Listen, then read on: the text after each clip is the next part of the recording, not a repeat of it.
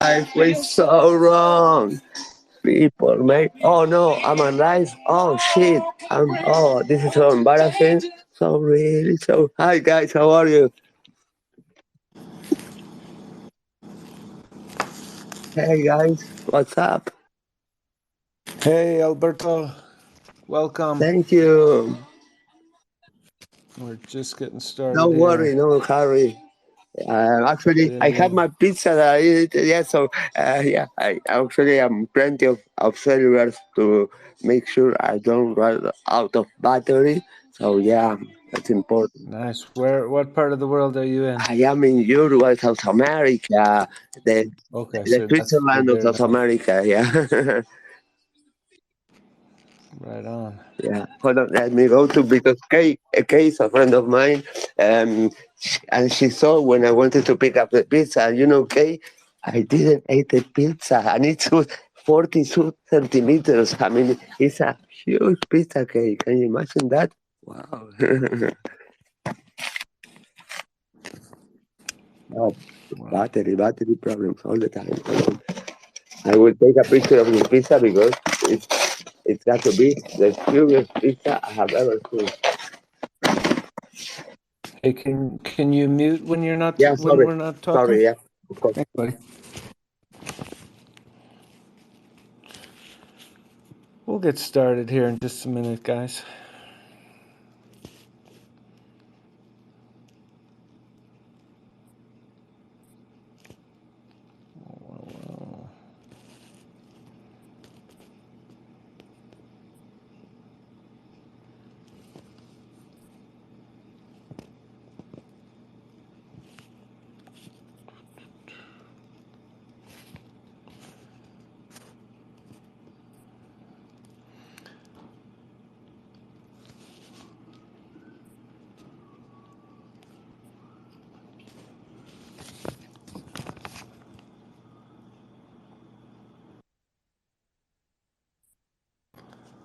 All right, all right.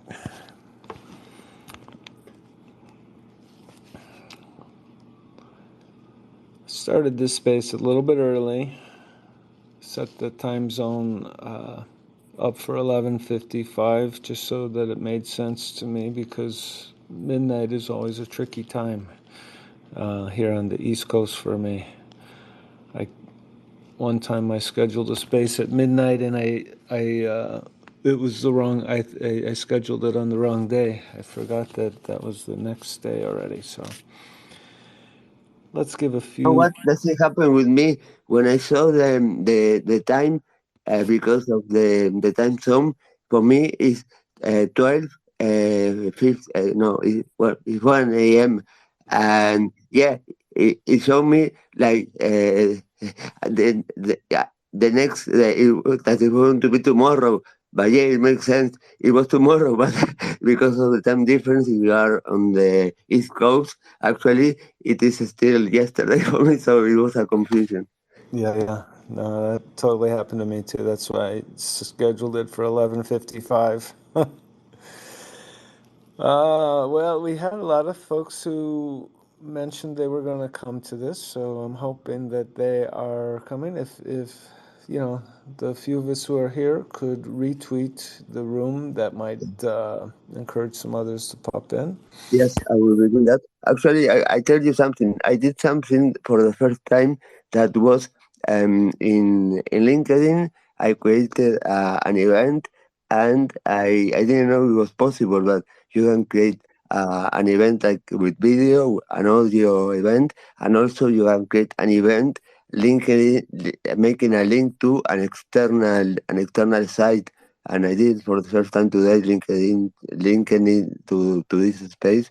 Yeah. So that's it. The thing is that I didn't did with much time in advance, so I don't know. And everybody, okay, there we go. All right.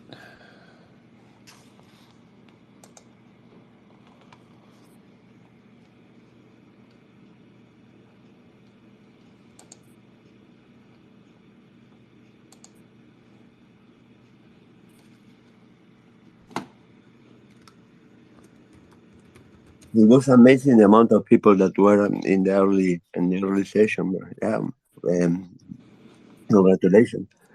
Yep. What's up?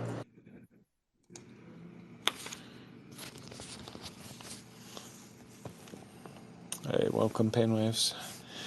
All right. Well, listen, a lot of folks tend to trickle into these sessions, and I never know what's going to happen late at night. So I hope people are able to access. I am going to go ahead and get started, and we do typically get a lot of people listening to these afterwards as well. So I just want to hang on, just do a little housekeeping here. All right. Well, welcome. Typically, what we do here, this is a Hideous Hackers space where we share our stories of being scammed. We learn from one another, we support from one another, and by doing so, we tend to learn how to stay safe as a community. I think that there's a great value in hearing a lot of these stories first person from people.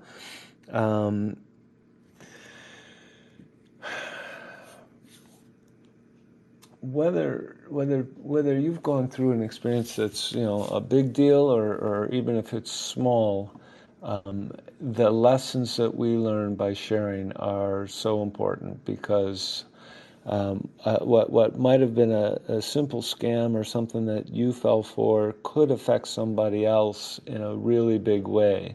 So by learning from what you share, it helps other people. I do intend to provide some thank you gifts for anybody who has like a personal story that they might share that is going to help the community grow and learn. So do get your stories ready.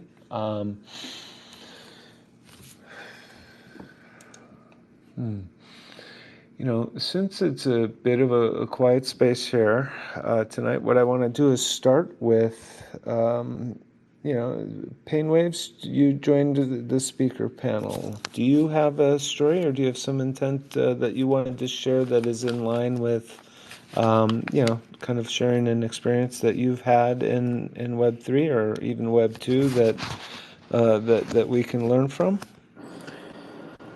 Yeah, so I moved away from Wisconsin in 2015 officially. 2014 was a soft vacation stay. And I forgot to change my address, which was the first mistake. And the bank wouldn't let me change my address. I didn't know that I could just update the forwarding address. So my dad gaslit me into thinking that there was no other way to do it.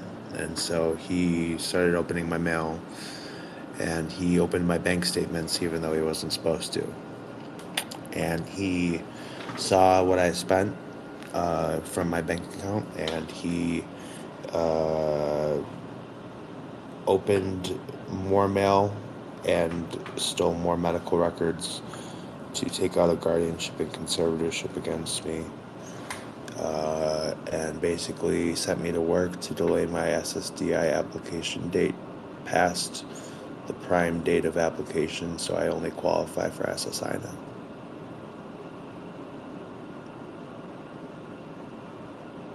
So I think if what I heard you say there is that you were essentially scammed by your father. Is that right?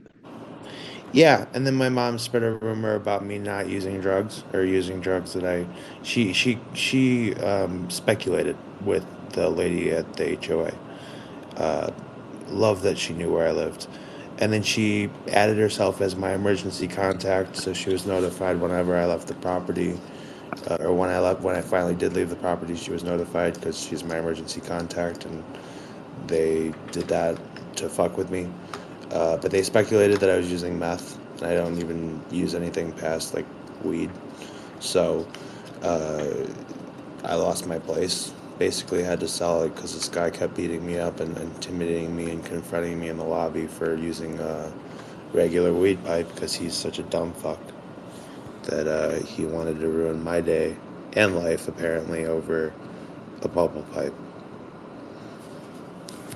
So it takes me to the hospitals that have essentially hijacked me, kidnapped me, tortured me with antipsychotics, meds I'm allergic to, and kept me sick on those meds, trying to pretend that I could get better if I just worked harder.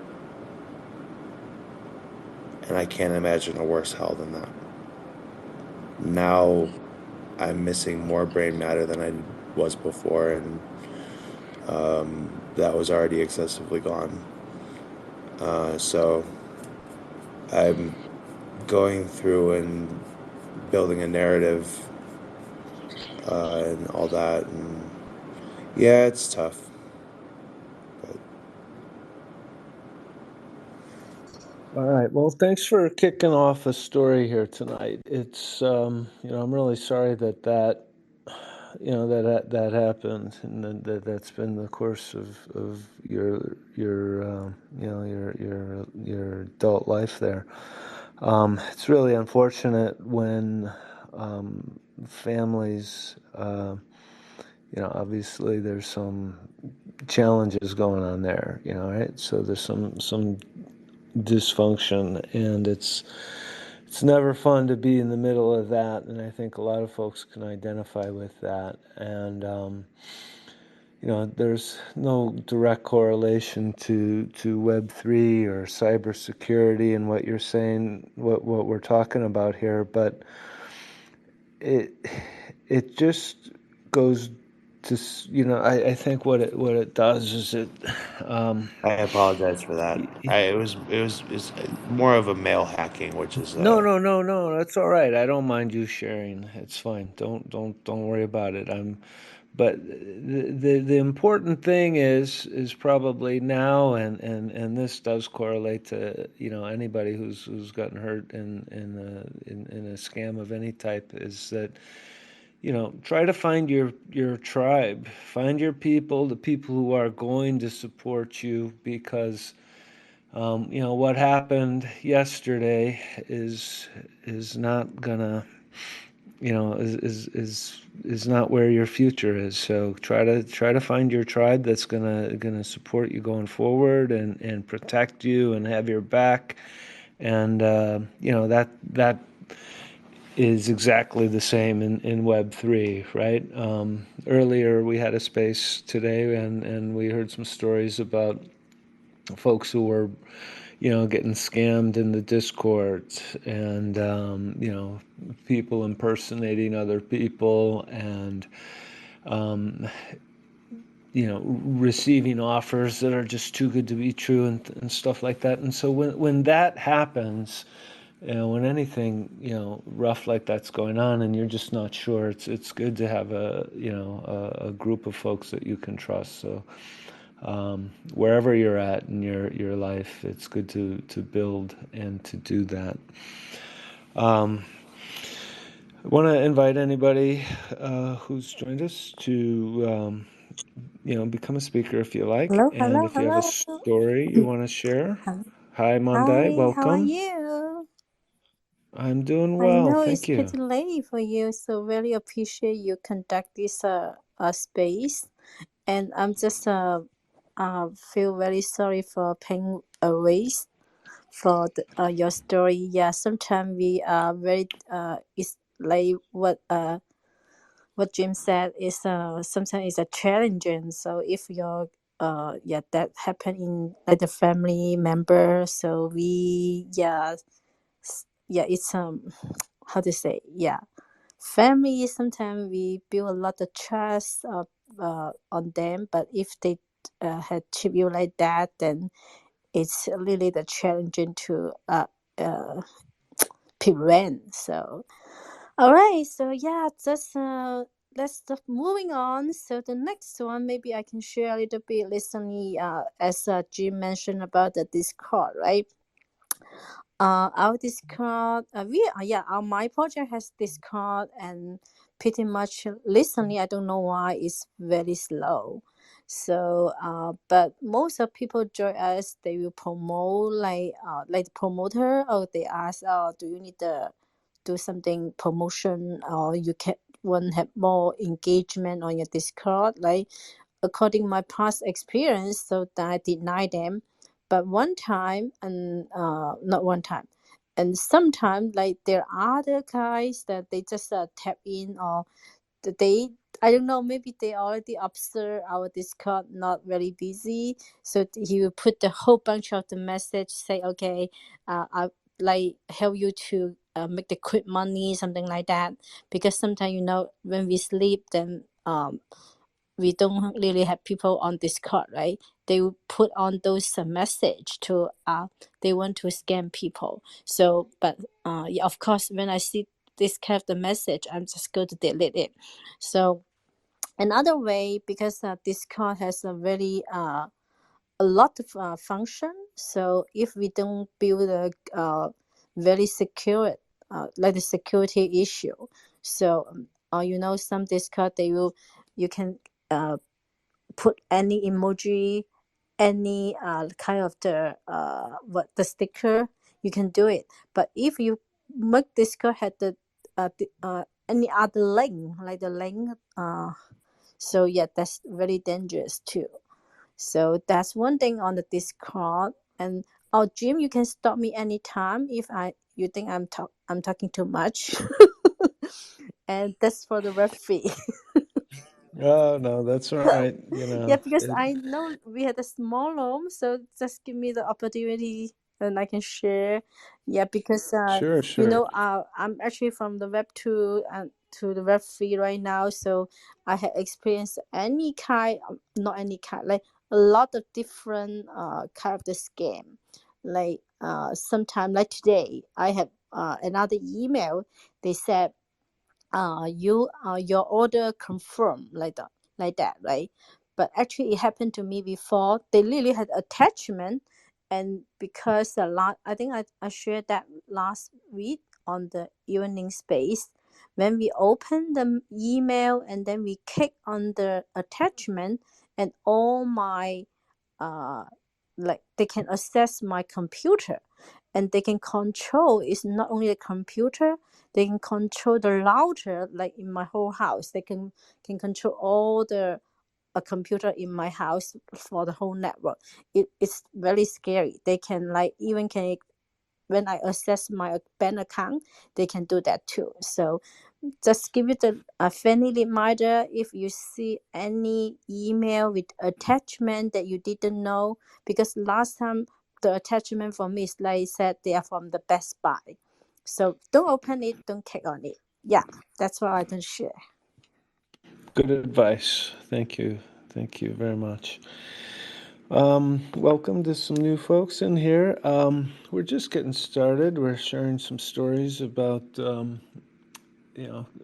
scams that we've experienced personally or that we're familiar with, and trying to learn from one another how we can go forward and navigate more safely. I also have a special guest here today, and I think I'm going to introduce him right now. Alberto Daniel Hill.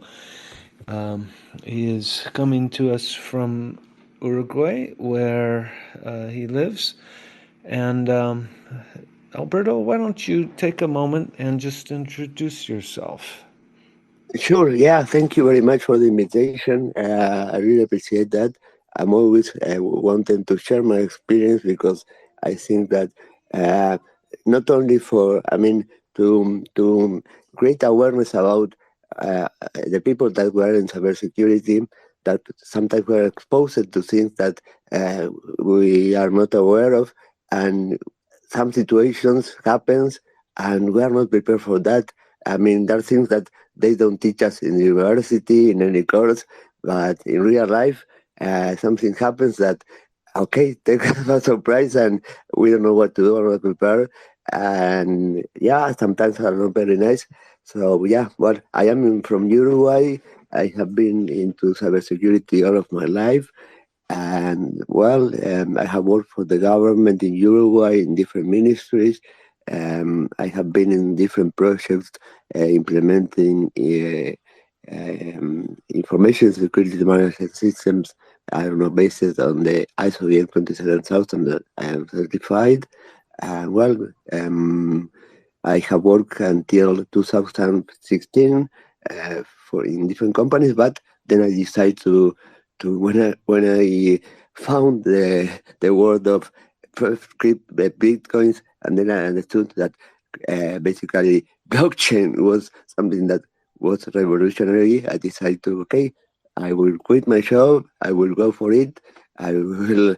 I always want to do that, but I never found the opportunity. And at that point, I said, okay, this is my chance. I want to do what makes me happy in life.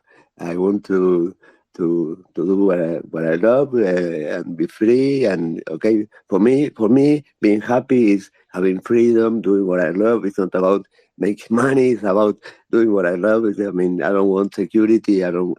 Yeah, I want to be happy. I want to do what I love. Well, I took that decision. Well, I took a decision that, well, I did extremely well. I was very happy. I was making money to live and more than I was thinking I could make.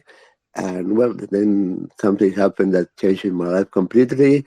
But I don't know if you wanted me to share a little story regarding scams before that, before I tell you what happens. I don't know how much time I have because I have, as she said also, I have seen, well, I say always, I have seen it all.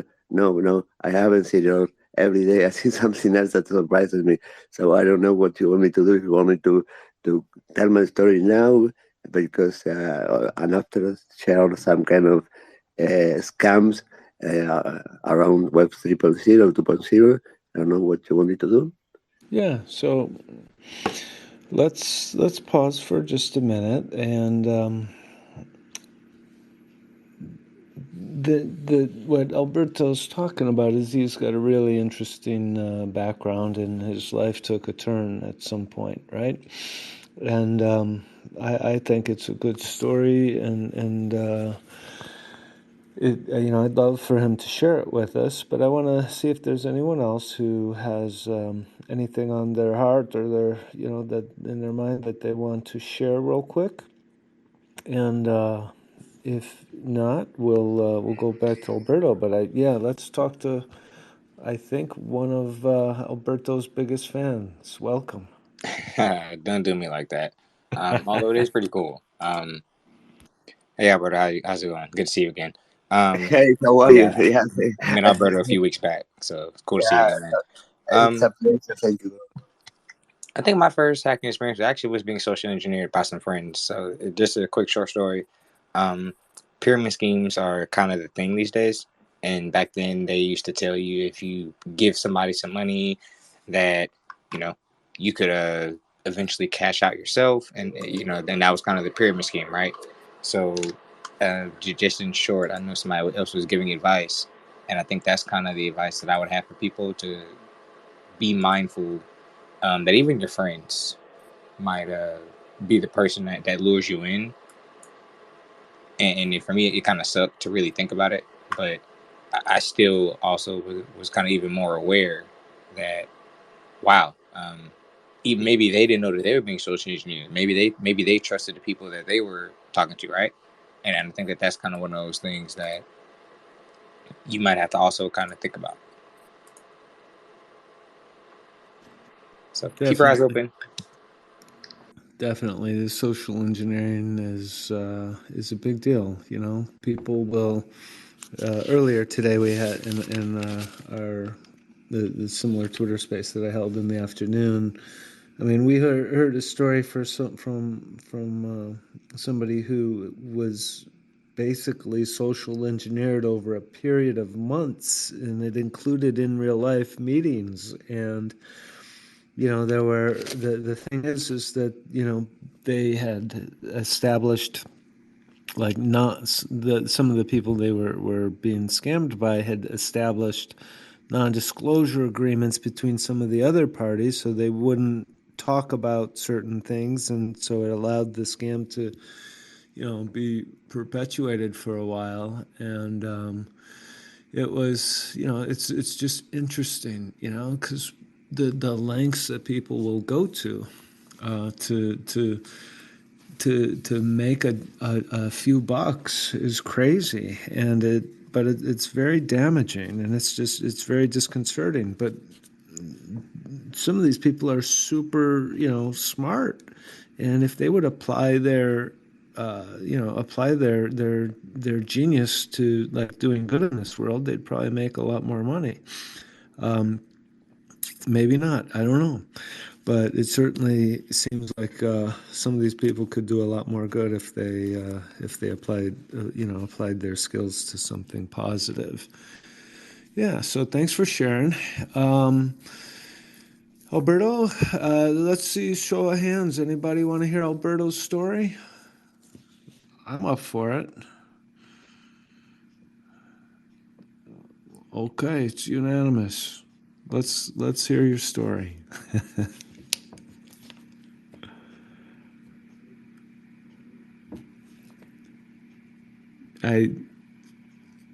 You still with us, Alberto? Sorry. No, I was No, saying. that's all right. Yeah, no. Let's hear No, your I was saying.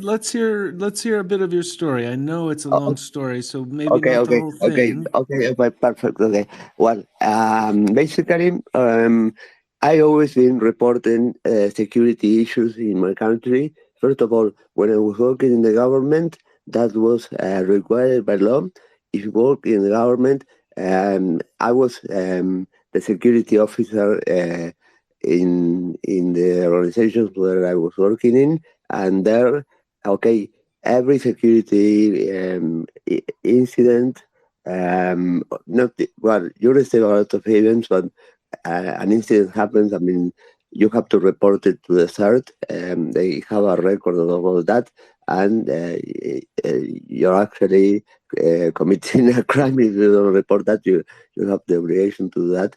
So for me, it was something natural reporting, and well, that was in my work. But then also surfing the web, when I was finding problems in certain systems, for me it was natural. I was always reporting that to either those who were in charge of those systems in some cases, or depending upon how severe the problem was, I preferred to not to report that to those in charge of the system, but to the government for different reasons. So that was naturally me. I did all of my life. I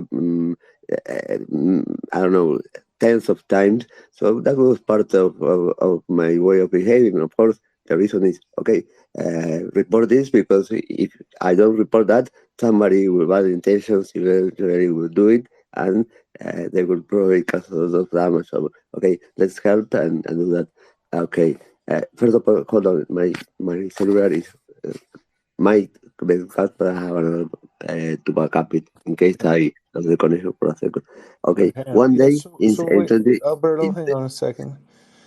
So what Alberto's saying is that in his course of work, he was pretty much required and expected to report any vulnerabilities in systems that he was coming across, and it's kind of like a code of ethics that when he would come across these things, that he would report them. I think that's a quick summary of what you just said. Exactly, yes. Basically, not vulnerabilities. Vulnerabilities will not require it to be reported, but incidents. When you have an incident that happened, okay, you are big, okay, your company or organization has been breached, information has been leaked, your assistant has been hacked. Yeah, you have to report it. That's something that must do. Not only ethically, of course, we have the question, but also it's something required by law. Okay. One day I was with my ex-girlfriend, and I was she had told me to access to her health provider in order to set an appointment with a doctor. and she told me the URL of the system, and then she told me, okay, do you need? Are you there? Do you need my password? And I said, no, I don't. I am already in. She said, what? Yeah, I'm here. I am an administrator. I can see all the medical records of all the system. We're talking about 200,000 medical records of people. Okay, So, red alert. Alberto, if you don't mind, I'll pop in periodically and just sort of recap what you said because it might be tricky for some people to understand it, Okay, and I okay, think sure, sure, of course, I've heard the story before, so sure, it'll sure. be helpful. So what happened, I believe, is that he was with his girlfriend. His girlfriend wanted him to, to check into his check into her medical records, and so he went to the site, and because that's what his profession is checking cybersecurity and seeing these things. He found like it was super easy to get into this medical facilities records, and so he got in there, and he not only got her records, but he could see everybody's records from the whole clinic, like 200,000 records. Yeah, absolutely. Okay, what do you do there? Okay, why? How do you access there? I put in the username admin and in the password admin, and I enter. Okay, why did I do that? Because it's something that I do all the time, everywhere. I mean, it's curiosity. I mean, it's something that I don't know. I always do just to check for fun. I really never expected that I could log in into the system with that. Yeah, that was it. Wait, Admin and me. so the username was admin and the password was also admin, and that was just like your first guess, Yeah, I mean, and it's that something got that, you into their whole system. Wow, that's crazy. yeah, I mean, it's something that for us who are in the field, it's not, I mean, one person only told me, why did you do that? I mean, why? Okay, I mean, it's something that I don't know, it's nothing malicious. Actually, doing that is something that is completely natural. It's just, I don't know, we do it all the time. I mean, anyway, the thing is that it was extremely serious. What do you there? I mean, for me, it was from 1 to 10 in a triage was like red, red, red. This is something that I something have to do done now because this is extremely serious. So what did I do? It was a Saturday, and I sent a report to the third of my country. The way of reporting these kind of issues is normally via email, an account cert@cert.ui, and that's the way of reporting that. And within an hour, I got a response that surprised me because of being a Saturday, and it was the director of the CERT that was saying that he confirmed that, okay, yes, I confirm that your information is correct. By the way, along with the report, I say, okay, this is my name, I found this, I entered with this username and password into this system, my IP is this. So I provided everything in order to, first of all, protect myself. I mean, saying my IP is this in order for them to check that, okay, I give you everything. I mean, come on, here it is, all the information, and I didn't touch anything. I just saw that, and I reported it. And he answered, okay, it's correct. And I got a ticket number with that. And when you report a security problem, incident, you just report it, and then you don't have to ask anything else. You forget about that. It's not part of the process of handling these kind of issues. Reporting to the person who send the email anything. I don't have to know anything. It's not my problem. I don't need to know that. It's something that they have to handle. The people of the CERT. They have to contact the medical provider. So that's it. I forgot about that, and it was a relief because what I found was for me something that I didn't want to have in my hands. Okay, so I forgot about that. Okay, that's it. I forgot about that. A year after that, 2015, My friend again asked me, "Can you enter into my medical provider website?" Blah, blah, blah. Okay, when you're into this field, you are in front of a system, and you can smell certain things that can tell you, okay, there's something here that I don't know, and that curiosity again made me try one thing, and all I had to do was, okay, something, and I could access to 200,000 medical records. But this time, you know what? I didn't need any username or password. Um, there was a lack of I didn't being authenticated, no credentials, no. All I had to do was modify the parameters of the URL of the site, and I could browse through all the medical records.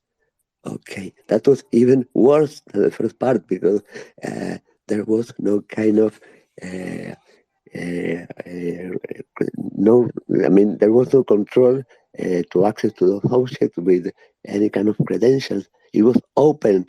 I mean, imagine if uh, a list of those URLs were in a text file and were indexed by Google. That could happen perfectly, and people could type the name of a person and they could get the result of the medical record of that person. That was that was really, really serious, guys. I don't know if you get an idea of what it means. It was terrible, okay? But first of all, I thought I should stop entering into this site because it's a nightmare. Okay, I did the same. I sent an email to the CERT. I reported that. I said, okay, I did this. And my IP was that. Where I sent this a sample of URLs, uh, and okay, they answered me. They told me, thank you for your report, and the ticket number is this. Okay, I forgot about that. I really I said, okay, Alberto, be careful. Stop entering to here because this is very, very stressful. Okay, 2016, my girlfriend told me to access again because she needed the result of a blood test in order to donate blood. And okay, she was in a place where she didn't have connectivity. I entered, and okay, the system had a problem that not a problem, a restriction where to search for certain information, the time frame that you can use in the search were 3 months. You can only use 3 months period to search for information. But I have to look since 2009 until 2016, and I said, "Ah, no, come on, I'm not going to do that." Okay, I have to admit that I did something in order to be able to do a search with that time period. Instead of 3 months, I was searching for a lot of years. Okay, the system crashed. Yeah, I'm guilty of that. Yeah, it was my fault. The system crashed. I'm guilty. It wasn't with intentions, malicious intentions, but it shouldn't have been done by me. But okay, I did it, and okay, I think that the system was down for 30 minutes, I think, and okay, nothing happened after that, and okay, that's it. That was December 2016. Yeah, let's pause there for a minute, Alberto. So just to kind of reset here, Alberto's sharing a little bit of his story. Imagine that you're just hanging out one weekend with your girlfriend and she needs help. She wants you to log on to the doctor's office and help get some blood results or check the lab reports or something like that. You go to do that, but you happen to be, a very skilled cybersecurity person, and so when you get to the website, instead of, typing in her credentials, you just for fun type in admin and then as the user ID, and you type in admin as the password. And lo and behold, that worked because somebody, probably a decade earlier, when they installed that system, had used the default password, and the clinic never changed it. So it's like a huge vulnerability. There are a couple 100,000 patients' records who are just, you know, that close to being exposed to the whole world. And so he does that. And of course, you know, he turns that information in. He files a report because he's in this space. That's what he does. He files a report with the government, and you know, it takes him down an interesting road where, rather than being appreciated for bringing this vulnerability to the forefront, and so that it's something that can be addressed, it ends up, you know, I don't want to. It's just, I don't want to be a spoiler alert here, but I know that it sits idle for a little while, and then it comes back a couple years later, I think, and bites him, right? And I posted at the top here a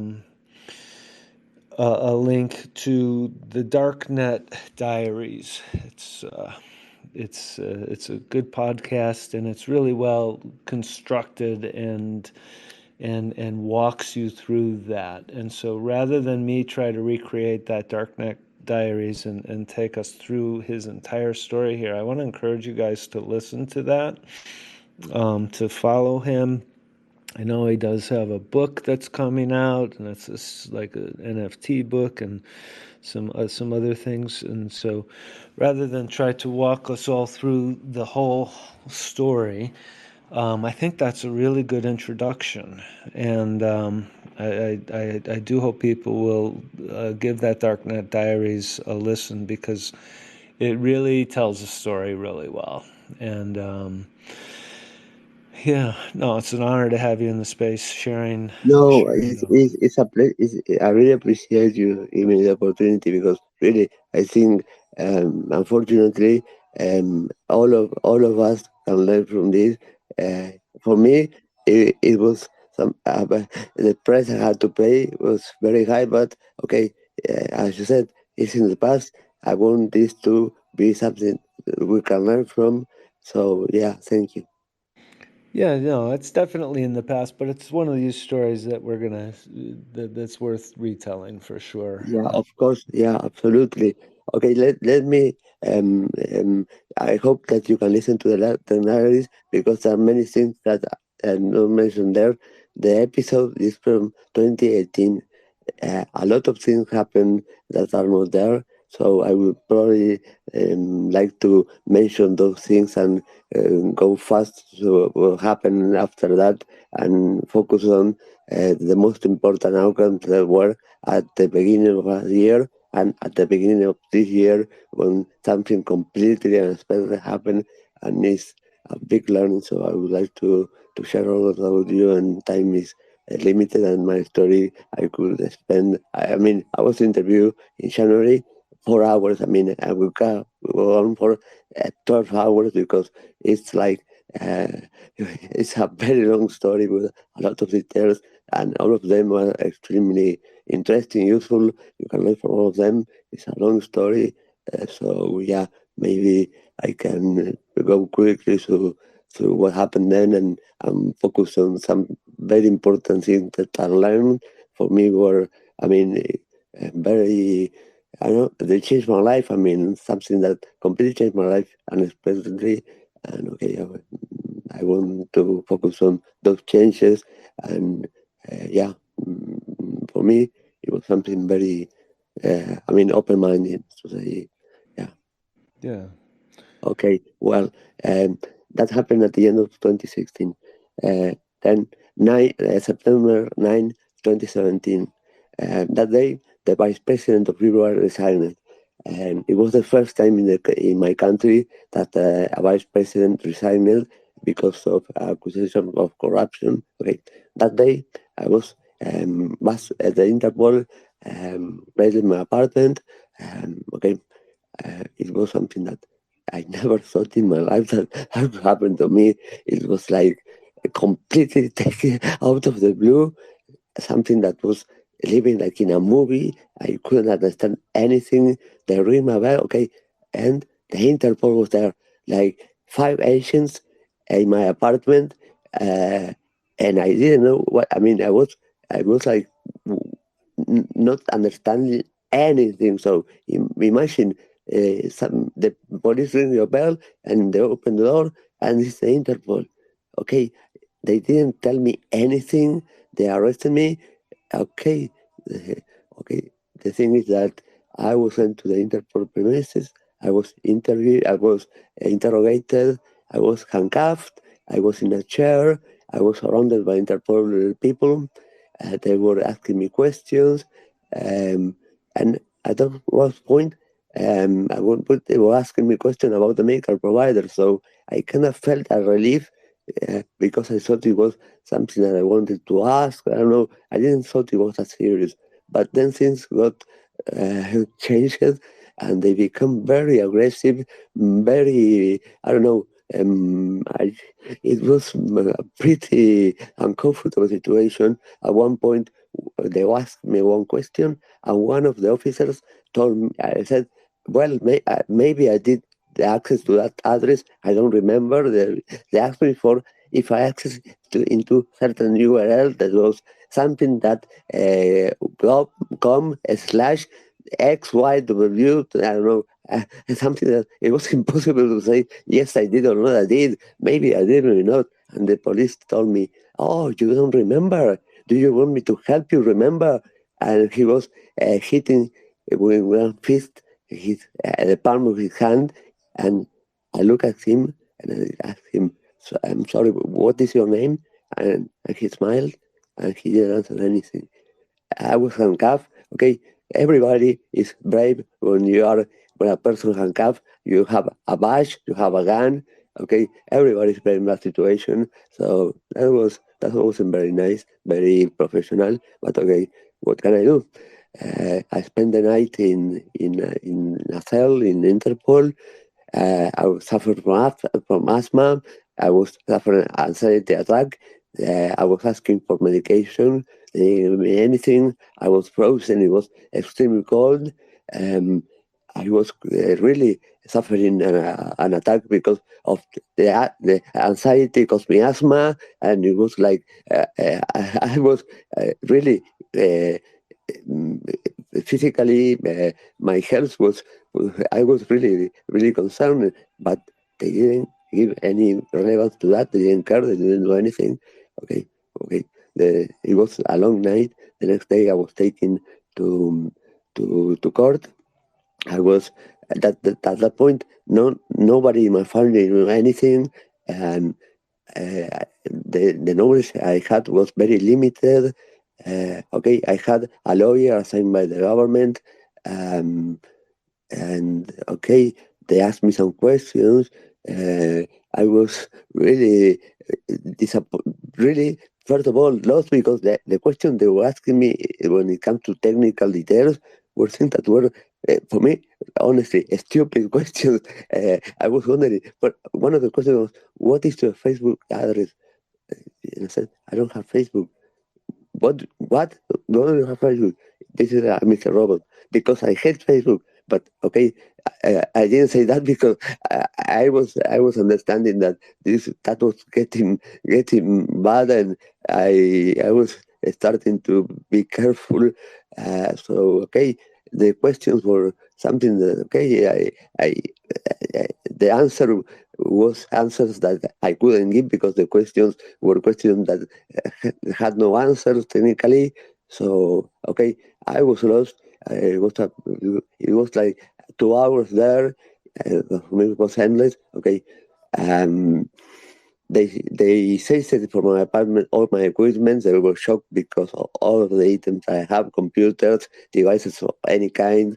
Okay, a mask of anonymous, by the way. Okay, and for example, a writer and reader of magnetic cards and a lot of empty magnetic cards.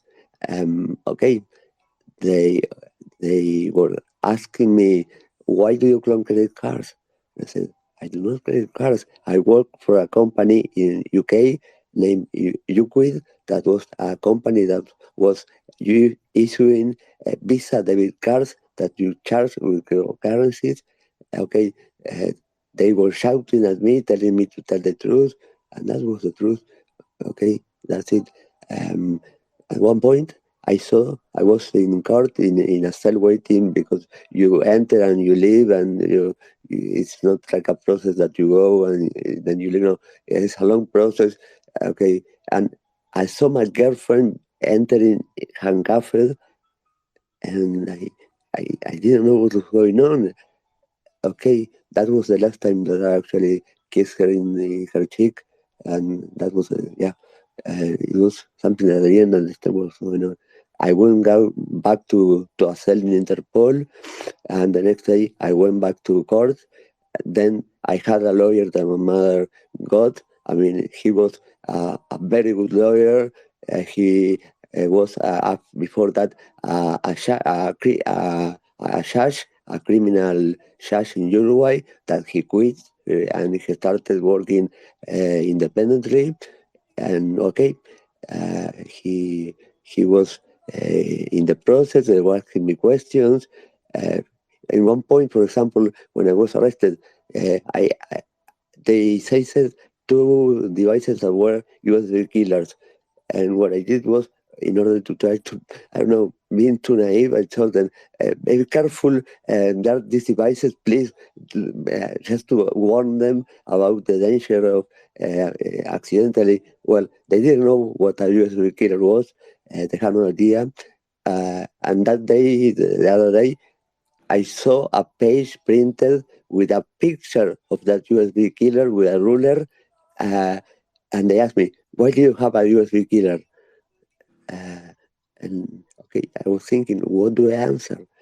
And it's a device to test certain if a USB port can be can support certain kind of okay of power or it would be destroyed.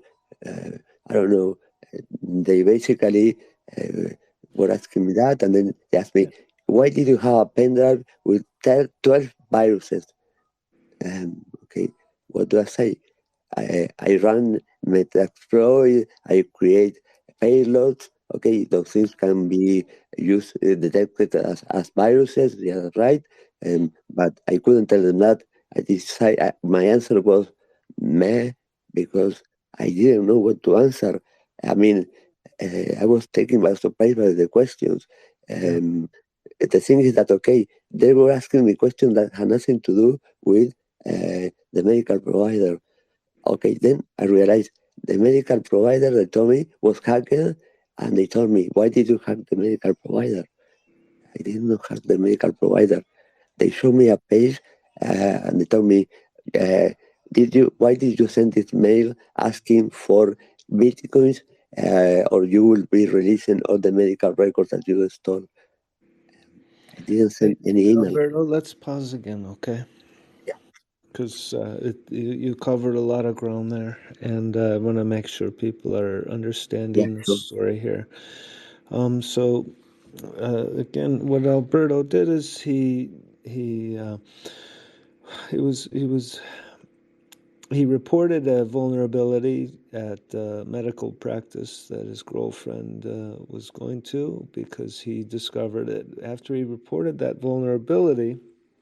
Um, some time passed, and one day Interpol showed up at his door and arrested him and took him in for questioning and held him and was pretty aggressive, and he didn't really understand what was going on, and so it unfolded that they went to his apartment, they took some things that looked interesting, and because he's in the business of cybersecurity, he had a lot of stuff. He had a lot of laptops, he had a lot of equipment, he had stuff that you plug into laptops, he had things for cloning credit cards, he had things um, for he had viruses and things like that, because when you are in cybersecurity you have to have the tools that the bad guys, the black hats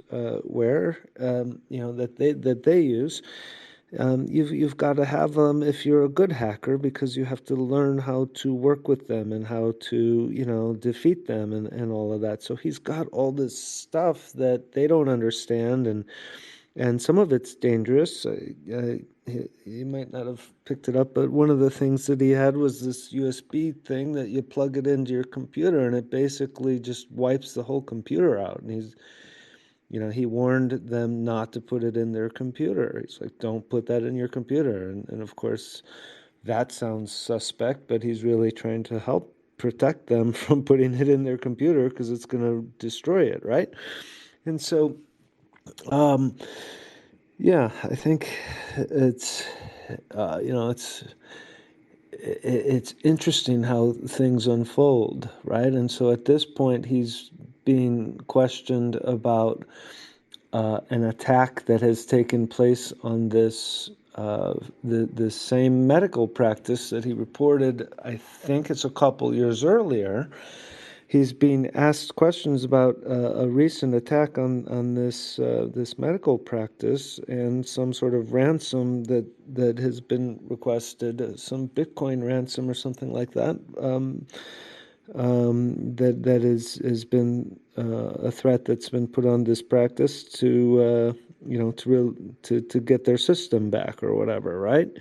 And so I think that's where we're at in this story, and so obviously, he's sitting there being questioned about this and has no idea about this ransom situation because it's not him. It's 2 years later and somebody else has gone in, and of course they think it's him because he was involved in an innocent thing 2 years ago that he was actually like a public servant. He was like a good citizen for reporting this, and so now they're actually coming to him because they are like they don't know where to begin. They're like pretty inadequate in that it as it plays out, they reveal themselves to be pretty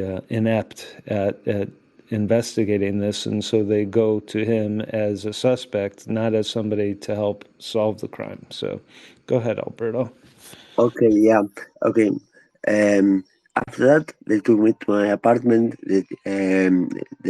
We came to my apartment, and at one point, one of the officers, actually the one who told me that he would help me to remember those things I wouldn't remember, approached me and he told me, "Okay, Alberto, okay, uh, the best thing you can do is confess this. I mean, yeah, I mean, you either confess this or you know what, your mother, we go to your mother's house, she won't have a good time. We go to your house, we will destroy everything. And you know what? Confess this, man. You don't want to get killed. I mean, uh, people die here all the time. This is something that I never told before. This is the first time I said it. That happened. I mean, he told me that. I always said that. Okay, he told me that it was better to admit that, but I never said that he actually used those words. He told me that people die, and so come on, confess. At one point, what do you do? What are your options? Okay, first of all, I would never. I mean, if I had to give my life in order to protect my loved ones, I would do it, no matter anything. So, to protect my mother, my girlfriend, I would have confessed anything in the situation. I have no options. Then what do I do? At the same time, I said, okay, I didn't know anything. I infer that I can be able to prove everything easily in the process soon. So, okay, confess, get out of here, because at one point you are so exhausted that all you wanted is this to end because you are living in a nightmare. You don't want to keep going with that. So, okay. And one other thing, you started asking me the same person like 20 times. Do you work with the mafia, with the mob in Russia, with Russian mob, with Argentinian group of criminals? it's better for you to confess, Alberto. You do work with people from Russia or Argentina. It's better for you to tell us because we will run out. So tell us that you do that. And I said, no, I do not. I do not work with any criminal. I'm not a criminal. Okay, they repeated that thousands of times. At one point, I was about to say, "Yes, I do," because I didn't want to hear that anymore. I am glad that I did not, but I cannot imagine what can actually happen if I had said yes. Uh, so the pressure in order to me to, I mean, they, psychologically they are expert in order to make people actually okay. What's the thing? They try to find what is the thing that for you you value the most in your life, and okay, they do that in order to uh, to, as a tool to make them make you do what they want to do, make you say what they want to say. For me, my mother is all I have. I will do anything for my mom. They detest that, so they use that in order to make me say something that I didn't do. That's very dirty. That's the way they work. That's it. That's why I confess. The thing that okay, let's say the judge within a few minutes said okay. Decide. My lawyer approached me and he told me, Alberto, I am sorry, but you are going to go to prison.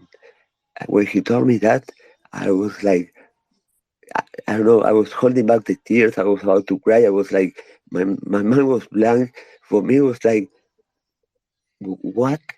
Yeah, you are going to go to prison, but okay, you are going to be there a couple of months. Then we will request your free. Uh, 2 months. I mean, are you 2 months? I mean, I was like, I was about to die from a heart attack there. It was like something for me. I'm completely psychologically, I was completely destroyed. Okay, the thing is that the judge said I should be sent to prison because I was a person who has a lot of knowledge. I was very likely to escape from the country, and because of that knowledge, I could alter the rest of the process. Basically, meaning that okay, with my mind, I could modify the information stored in the device that were locked into the police station. That's basically what it means. Unfortunately, I cannot do that. I wish I could, but no. But those were the arguments used to send me to prison because most of the times, but they don't send people person to prison. That's the last thing they do as a preventive measure. They send you to home prison. They put you a GPS tag in order to track you. They take your passport. You can pay a bail.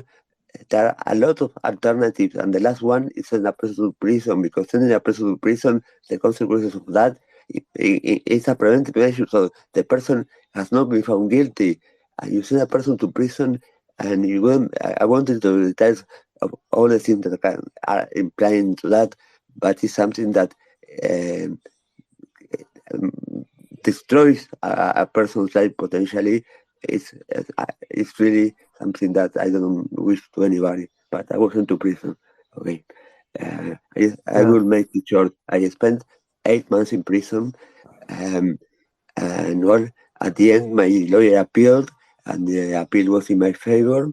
They said, yes, there's no reason for this person to stay in prison. I mean, I have no criminal records in my life. I am not a violent person. I mean, my profile is the profile of a person that is not the profile of the people that are in prison, okay? So um, I am a person that is basically sending me to prison is like putting me in the Coliseum and launching 10 lions there. Okay, it's something that is a situation completely crazy, but it happened. I was into prison, and that's it. I was released after 8 months, and after that, I was able to access to small portions of pieces of the file of the case. One of the portions of the case was I read that supposed email that was asking for victims not to release the information. The email said, in order not to release information, send, I don't remember, it was 14, 15 bitcoins to the following address, and then there was no address to send the bitcoin, so it was empty. I mean, if they wanted to pay for the ransom, they couldn't pay for the payment because there was no address to send the bitcoin. First thing, that's the first question the prosecutor should have asked me. Why did they ask me about a virus? They should have asked me, how are you pretending to get paid to receive the payment if there is no payment address there? Why didn't he ask me that? Because nobody noticed that. Nobody realized that. Nobody knew that. I mean, one of the most important things that that is something that after seeing that I will question. Okay, what is all this about? I mean, I don't know if you can explain what basically what I realized means. I mean, it means that it was a crime impossible to commit. It was something that if you read that email, it's the first thing that you should notice. You should question if you are police. Why is lacking the address to deposit the bitcoins? Why is that? I mean, this guy who has been working with cryptos for years, I mean, committed, first of all, he reported the problem. A person who will commit a crime because he found a certain way of doing that doesn't report those problems and then commit a crime using those problems that he found. That's very stupid. Second, a person who knows a lot about cryptos doesn't ask for cryptos to ransom and doesn't include where to send the bitcoins. Uh, so, in terms of consistency, uh, there was a pattern there that was not consistent with me. I mean, basically, I was being feeling like this is the most pathetic ransom. I mean, they're accusing me of a crime that is insulting me. I mean, if I actually have ever wanted to do a crime like this, that is, I would never do it. Uh, doing this like this would really be something that would be really, I don't know, I would, it's stupid. I would feel like the worst cyber criminal on earth, but they didn't question anything of the stupidity of the evidence that they have. Another thing, they interview the director of the CERC, and the judge asked the director of the CERC, Alberto Hill, did he report any problems in the system medical provider? And the answer was, I checked out some files and I didn't find anything. So no, I didn't find anything about that. Okay, I reported that. I got a ticket number with the reference of that. In a criminal case, if they ask you that, the answer is yes or no. The answer is I don't know. All you have to do is go to the system and check and verify and look up that, and you get an answer whether there is a report or not. As simple as that. I mean, that's it. Answering, I don't recall. I didn't find anything. It's an answer that uh, is completely not an answer. It is not an answer. Nobody will answer that. It's a system that registers the events. I have a copy of the tickets. I have all the events, and they didn't. I don't know if they didn't, but the answer that they didn't recall for a judge. If the director of the CERT answers that, and he says that, he will say, okay, if the director of the CERT says that, this guy is lying. I don't believe this guy. I mean, all he said that he reported that is all a lie. So Yeah. he destroyed me with that answer. If I was in a bad situation, he ended up putting me in the worst situation ever, and I don't understand why. So imagine that a ransomware mail without a way of another to pay. Director of the start saying that he didn't recall that I reported anything. Well, first of all, in this field, you experience a lot of security problems. Some of them are you don't remember, some of them you remember forever. If somebody reports he can access into a medical provider with admin, those are things that Let's you don't pause remember, you again. don't forget. You don't forget. Let's pause again here, Alberto. Yep. Yeah, so covered a lot of ground there again.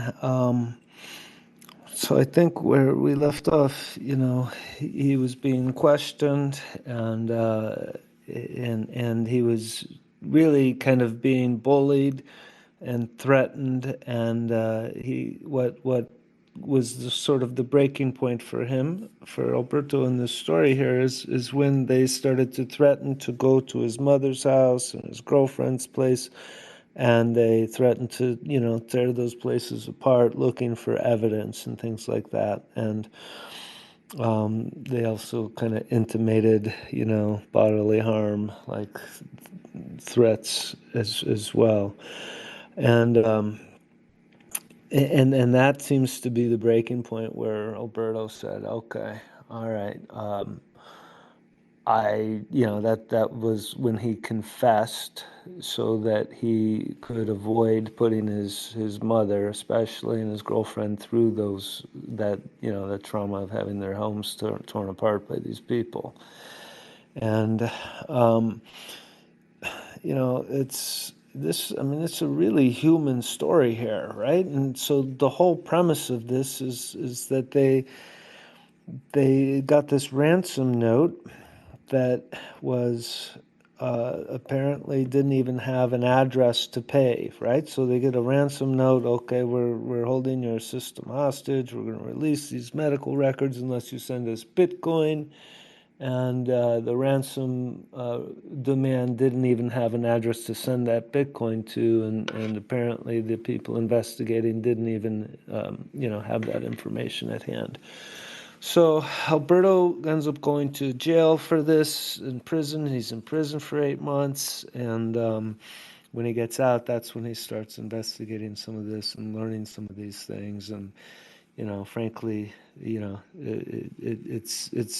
like adding insult to injury that they didn't really do a very good job of investigating this stuff, and if they had, they would have realized that there was not a lot of credibility to it. So it's really unfortunate. So what happened after that point, Alberto, after you got out and you realized that it was just Okay. Yeah.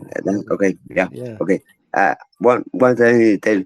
When I came back to my house after prison, I found 12 hard disk drive on the floor.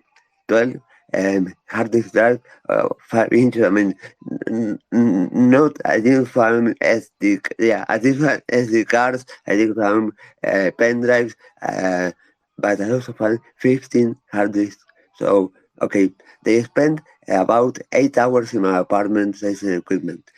Um, and when I came back, there were 12 hard disk drives in my apartment. So what he's saying is that they spent 8 hours, going through his house collecting evidence, and he gets back after being in prison for 8 months, and he's like, there's a dozen hard drives that they didn't take, which just seems kind of weird, right? You'd think they would have noticed hard drives and have taken those. So it's like they didn't even collect all the evidence that was readily available in his apartment. So that was was that amusing for you then to notice that they didn't even collect all the evidence?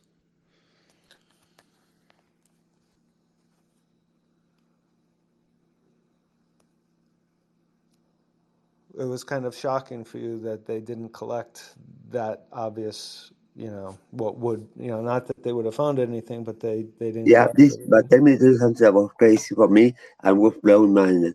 When you are following a procedure, saving evidence, you have to follow certain rules in order not to contaminate the evidence, to ensure the chain of custody, to give guarantees about the integrity of the information. And okay, if you don't follow that, okay, anywhere in the world where they're civilized, they have certain knowledge. Okay, you don't follow the rules, you make a mistake, you contaminate the evidence, and case is missed. Okay, I'm sorry. The person doesn't have the guarantees that the information already is that hasn't been modified. Okay, after being released from prison, well, in my apartment, I says 6, 7 cellular phones. One of them was turned off. One of the rules that you have to follow is if a device is turned off, you keep it off. I mean, you don't modify it. If a device is on, okay, if it's a computer, okay, is the screen on or off? Okay, in order to turn off a computer, you don't turn it off like that. the monitor is on, you have to take I mean, you have to be very careful. The device is on off. You have to proceed in a way that you have to guarantee that you don't modify anything, because that's the key. They pick up as a Galaxy Samsung Galaxy S7 that was off. A police turn it on and ask me for the code to access to it. Okay, uh, no, I mean, you cannot pick up a device that is off and turn it on there. Okay, if you do that, actually, you have to have an expert certifying everything, recording all the everything. I mean, making sure that you are blocking. Certain things, and that's it. But no, the person did that. Afterwards, this person and entered into Google location. That cellular was turned on for 5 days. The location was the police station, and there's no documentation about that in the file. Okay, imagine this: a cellular that is seized cannot be on and connected to any network, because, okay, what? Because if it is connected, somebody can send a command and can wipe all the information from the cellular, for example, and, okay, they delete any kind of evidence, or they can put evidence that is not in that cellular that can put you in trouble. Imagine they could put child pornography in that cell remotely. So the device cannot access into any kind of network, to any kind of cellular tower. No, no. And if it does, you have to record everything. What's the reason why you do it? Who did that? What was the procedure that you follow? Okay, nothing is documented. I only found out because of Google location telling me it was open 5 days. Okay, if it was 5 days, it was not that they left it on. For 5 days, the battery doesn't last much more than 1 day. So they keep it on for 5 days, and God only knows what they did that. There's no record. So That we're from we're the time. we're learning some tips and tricks here. So I think what he's saying is that procedurally these guys were not the most qualified to collect and secure and preserve evidence. They and it, I apologize for repeating what you're saying, but it is a little tricky to follow some of it, so I want to make sure we got it. The cell phone. I understand it. Yeah, I assume certain things that are. I mean, yeah. I have to say, if somebody happens, if that this happens to anybody who is not in this field, for them grabbing a cellular phone, a cop having a cellular phone in their house and turning it on, is nothing that should basically. Surprise the person. But for me, that I was the first person who performed a computer forensic procedure in Uruguay in 2004 in a criminal case. I was the first person in Uruguay who did that. And I was the first person who was sent to prison for a computer related crime. That's very interesting. Okay, so I have I kind of know some things about digital forensics. So there are some things that for me, are something that I take for granted that can never be done because of that little experience I have. So yeah, so that made me visualize all the problems that were happening, that for other people maybe they would never question, or they never see what the problem is. They would take something naturally, they think that they did. Okay, Yeah, so but it's for me, like it's so what I don't know if everyone got picked up on this, but what happened is they took a cell phone, but they left it on for 5 days, which means it's pinging off cell towers and so which means it's open, it's available. Like if let's just say if he wasn't detained, or if there was an accomplice, or if he had some sort of code or somebody else that was operating with him, they could have sent information because it's connected to a cellular network. They could have sent, directions to that phone to like wipe it or, to destroy the evidence and somehow and things like that. And so it's, procedurally, there are things that they just did that were silly, right? And so obviously nobody wiped out that phone because there was no criminal behavior going on here. But it's like it sounds like it's cybersecurity 101, and they didn't go to that class, and so And they didn't do any kind of thing. They didn't have any idea of who I was, what we were doing. They didn't actually have a good source that they even entered into my LinkedIn account. They didn't check my LinkedIn account. Okay, you have to make a profile of the person you are investigating before um, uh, raiding his apartment at least. For example, the fact that they found so many devices that for them were, okay, he's a criminal. Okay, no, hold on. There's another alternative. He might be a criminal or he might be a security professional that, as you said, uses those devices in order to learn to understand, because in order to protect us from the bad guys, we have to think at them, we have to use the devices they use. That's the only way. Uh, but they even bothered to check out what was I doing. I mean, my credentials, uh, and that is something that is also very disturbing in terms of the way it was proceeded. Uh, the fact that I had those devices for them were, okay, he's a criminal. Then in a radio interview, the director of Interpol said, okay, we found this and this and this, and also we found a mask of Anonymous, which basically confirmed what we were thinking. Basically, for them, having a mask of Anonymous was the ultimate evidence of me being a criminal. yeah. Imagine that. Okay, no comments. Okay, let's move on. Time gone by in slow motion. At one point, I, with my lawyer, we present a paper saying I was willing to provide all the credentials, all the pins, all the passwords, everything in order to access to all my devices and review all the contents of it. To help the police to investigate the contents of those devices. I was willing to provide all the credentials to enter into my services on the cloud. I mean, I was giving them anything they wanted to access to what I had. I was willing to give them voluntarily in order for them to make things easier and faster to move on and go fast, because they were doing nothing.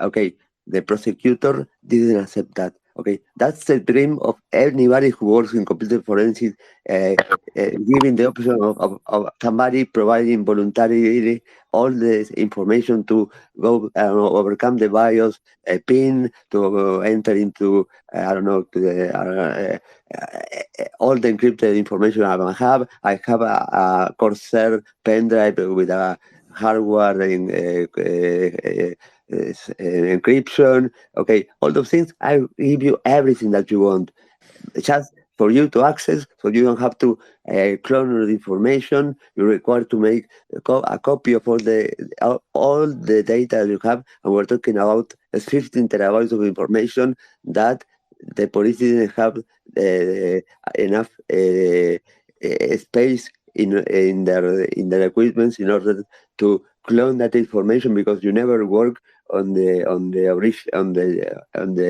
evidence, original evidence, because you might eventually by accident alter that, and that's it, you ruin everything. So you clone all the information, and the investigation about the contents are done in a copy, and also you make another copy as a way of, like in a drug analysis in the Olympic Games.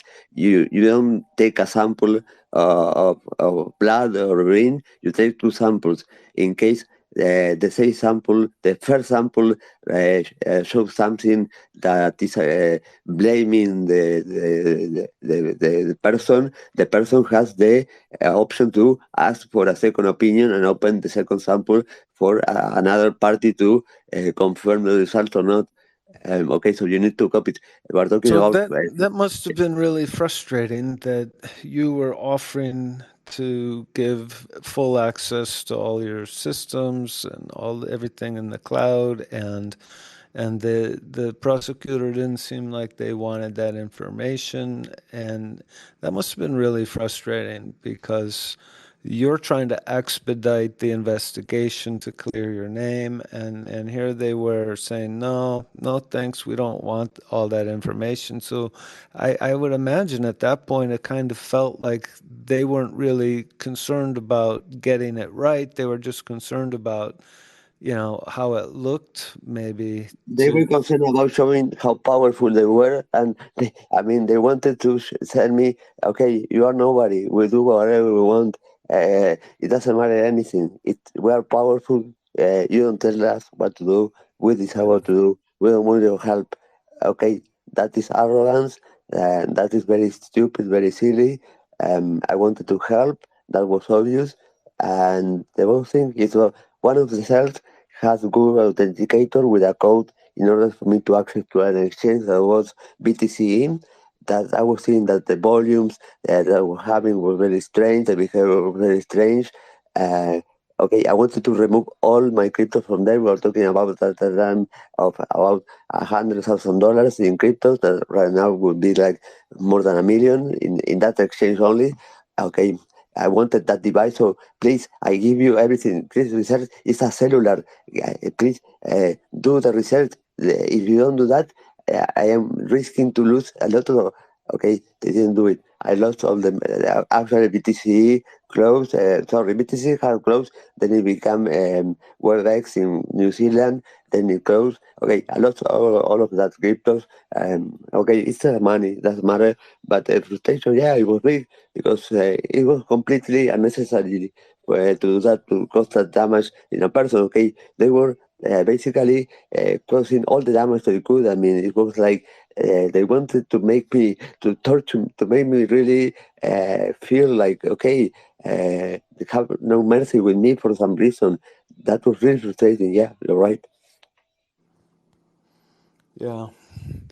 Well, Well, listen, I know that you could go on and well, the thing is that okay, the thing will continue, slow yeah, motion. At one right. point, the police found out there was no evidence of crime or anything illegal in my equipment. Took time. They never actually returned me everything. At one point, December 2021, I went to the Interpol to pick up some of the things that were left, not all of them. And at one point, the director of the Interpol, the person that was telling me, I will help you to remember, so if you don't remember, the person who tell me, you better confess that because otherwise, okay, that person approached me, and while he was doing that, I don't know why, I was having my cellular on and I was running a Twitter space where everybody was listening what was going on at the moment. People from all over the world was listening, uh, and there was a guy from Mexico translating from English to Spanish. A lot of people from my group of friends were listening, and the person approached me and told me, Alberto, how are you? Would you consider actually, I don't know, would you like to teach us, I don't know, some basics of Bitcoin? Because you know what? We're having so many reports of scams going on here with crypto Bitcoins, and we don't have any idea of how to deal with them. So you're a reference in this topic here. So would you consider give us some classes about that? And everybody in Twitter Spaces was listening to that. I have the recording. Otherwise, I would think that never happened. I was dreaming. No, it did happen. That person that sent me to prison, that actually treated me that way, he asked me to teach them about Bitcoins. Okay, that happened in 2021. Imagine how I felt when I heard that. You guys, you can imagine that. It's crazy. Okay, in 2022 January, the case was closed. have no criminal records. It's over for me. I never told anybody about that at the time. When that happened, I didn't do it. Okay, yes, I'm not. I have no criminal record. It's over. No, I didn't say anything. Because why? Because I was feeling so empty, so like asking myself, what was all this about? Uh, why was this? Who won? Who lost? It was something that nobody won, nobody lost. It was something completely unnecessary. And there are some questions that are not answered, have not been answered, that are basically questions like, for example, why did the director of the CERT answer that to the judge? I don't know. Probably I will never know. I don't care anymore. I don't give a fuck. But okay, I was like, most of the people will say, okay, Alberto will tweet that out, he will celebrate. No, I didn't celebrate because for me, it was like, okay, this is it, okay, it's not a big deal. I mean, yeah, what's it? Yeah, I don't have any records. I can have a normal life now. I can leave the country without any authorization. I have no restrictions of any kind. But something is wrong here. I mean, this is not right. Okay, well, that was blowing my mind. That injustice, that abuse of power. Okay, uh, my it was clear for me what I had to do. I had to do anything in order to make changes. I mean, for me, what I had to do was to change that. I mean, it was not about what I suffered. It's in the was in the past. It was something that could never be. Okay, was gone. I suffered. It was terrible, but it was in the past. What I could do was do things in order to prevent other people in the future from living the nightmare I had to live. So I was okay. All of the time I was uh, tweeting information, exposing them, posting things, saying, showing how all the mistakes, along with evidence. Of course, everything I said always was supported with evidence that was showing that I was saying things not because I was pissed off or lies. No, it was supported with documents that were supporting everything I was saying, showing that the all the things that were done in a wrong way, and the case was completely something that was uh, uh, I, I, I, I don't know. It was the most ridiculous thing on earth. Uh, okay, 2021, 22. Sorry, 2023, beginning of 2023. Somebody contacted me.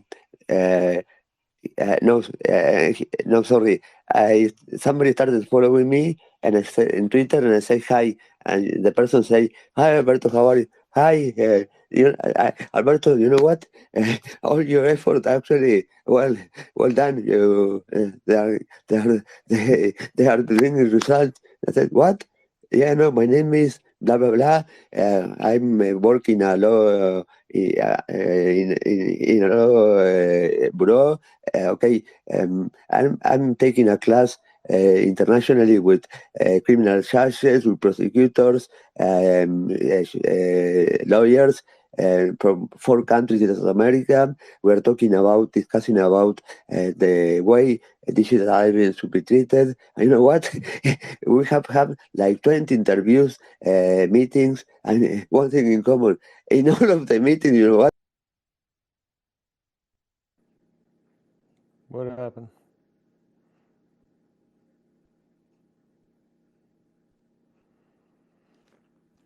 Right. So, essentially, after all of that, the same cop who was threatening him, the funny thing was the same cop came back and asked him, okay, hey, we're getting all these uh, cryptocurrency related crimes, and could you please help us because we don't understand these crimes? Can you teach us? Can you teach us a class on this? So imagine after going through all that and going to prison and having to go through all that, and then having like the cop who was threatening you come back and ask you to teach a class. I mean, it just seems, um, you know, I can't imagine how that would feel. But I think Alberto has dropped down. He obviously got rugged. But today, you guys are in the Hideous Hackers Twitter space here, and a lot of times, usually we hear from a variety of folks about scams and hear some stories of what people have gone through in real life, and we share about that and we learn from one another. And today, we had kind of an extended session here with Alberto Hill, who is a Uruguayan who had, he's one of the good hackers, a white hat hacker who went through some pretty big stuff. I pinned a tweet at the top there that is actually a well curated and storytelling podcast from Darknet Diaries. So I would encourage folks to give that a listen. It's good background stuff. It is getting quite late. I want to thank you, Daniel, for sharing so much, and Alberto, thank you for sharing tonight. If there's anyone else who had something on their mind and wanted to share, I will invite you to do that Yes. now.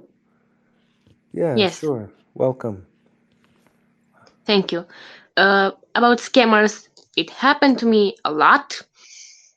I have a lot of comments on my Instagram page with I want to buy your I wanted to buy those as NFTs, but I bought one. I bought the joke once and I lost money.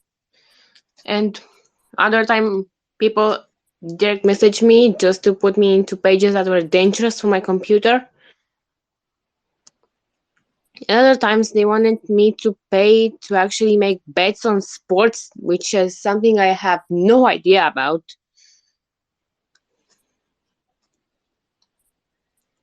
Other times they try to make me they try to direct message into a location that was actually a strip club, and I know what they were wanted from me, and I really don't like that. Scammers can be in any type of form, especially for women right now. You know, in general, not only yeah, I'm not really 100% in the NFT game. I have um other tips in the entertainment, and you know how we are treated there, Yeah. So, especially Latinas. I'm a Latina. okay. Well, listen, yeah, the artists they face some extra challenges in this space because when people, I mean, you've got to deal with all the regular scams, right? People just trying to get into your devices and trying to compromise your security in other ways, but then other scams where people are like, oh, hey, I want to buy your art and just do this or do that, and then you end up going down that path because of course you want to sell your art and it's flattering that somebody wants to buy your art, but when they're not sincere when they do that, it's just like another thing that artists have to deal with, and so I'm sorry that that's happened to you, and sorry for all the other stuff that you face as some young person in this space and somebody who's a Latina and female. I know that there's lots of targets out there, and so just you've got to be careful. Make sure you surround yourself with people who if you ever doubt anything, before you act on it, make sure you got a network of people who you can talk to, that like you can say, hey, does this seem real to you? So definitely, don't feel like you're alone out there, because there are good people, right? It's just being aware in that moment that, I need to maybe not do this, or maybe I need to block this person, or maybe I should ask somebody, what they think, and get a second opinion if you're not sure. Yeah, but we've I appreciate you sharing tonight. Yes, thank you. And you can to meet the people who you really can trust before meeting the ones you can't trust.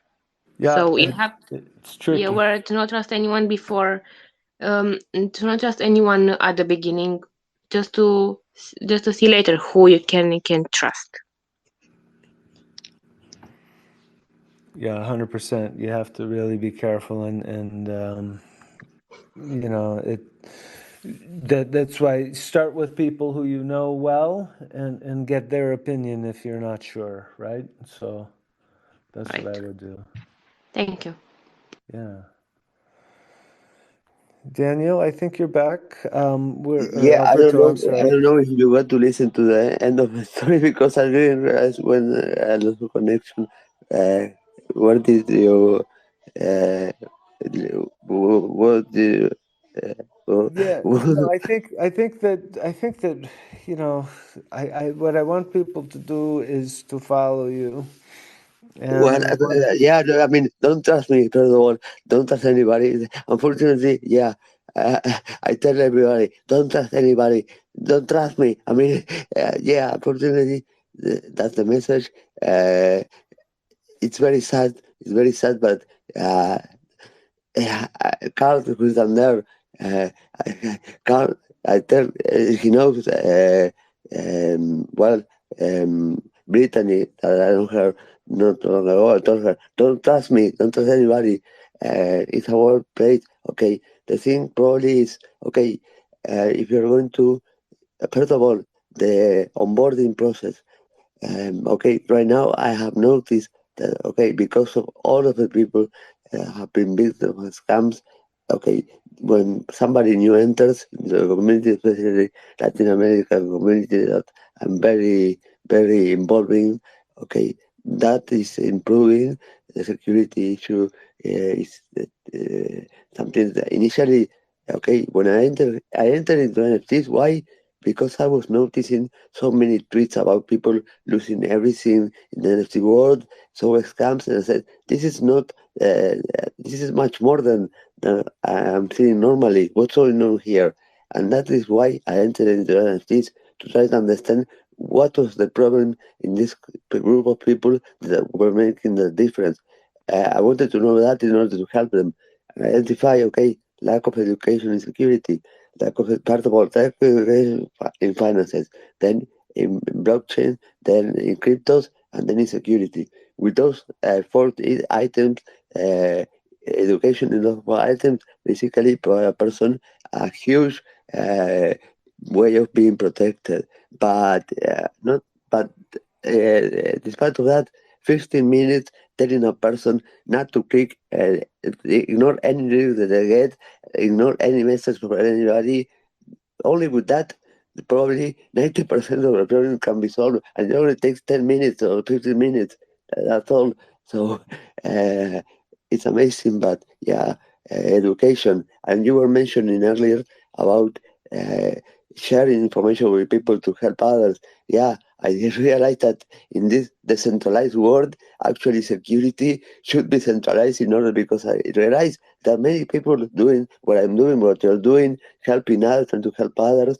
Uh, and there are detecting certain things, certain people that are doing bad things, and that information is not centralized. So we are basically doing the same thing, maybe you and me, and that's stupid. Let's work together and let's be more work smarter. Uh, yeah, sharing that information is a key. Centralizing what's going on and being able to, okay, somebody did this, okay, uh, then if we distribute the information, we're able to detect that the same way of acting, the same things, the same way of scamming is being detected in another. Okay, we can prevent people from falling in something that is happening everywhere, but we are only aware of one case, and then, well, yeah, sharing information is the key to be much more effective when it comes to fighting against this problem that, of course, As you, Yeah. I don't know if it was here or in the early session that it was mentioned, those foremen won't help us, and it's not because they lack of the equipment and the knowledge or not. It's because they don't care about us that might lose $1,000, $10,000. No, if this $1 billion, $100 million, okay, they have the tools and they will go after them and they will catch them. They have all the technology or the knowledge to do it. It's because okay, they won't help us. They will Yeah. only get involved into big cases. Thank you, Albert. Thank you, Alberto. Yeah, we have to share information. We have to educate ourselves. We have to, do what we're doing, here tonight. And we need to do more of this where people share their stories. So I want to thank everybody for coming tonight. Tonight's space was, again, more focused on hearing the journey that Alberto's been through. We'll be back and having more spaces next week where we'll, talk through some, in real life situations that people have gone through, and we'll get back to learning from one another. But this was an honor to have you in our space tonight, and thank you for sharing. Everybody, give them a follow and listen to that episode that's posted up there at the top. It is some good listening. Appreciate everyone for being here. I am gonna close down the room. It's getting pretty late for some of us, and again, once again, thanks for being here, everybody. We're gonna wrap it up tonight, and we'll look forward to talking with all of you again real soon. Thanks again. Thank you. Thank you very much. Good night, everyone. Good night. Have a good night. Good Thanks. night. Good Thanks, night. Monday. Thanks, everyone. Appreciate it. Good night now.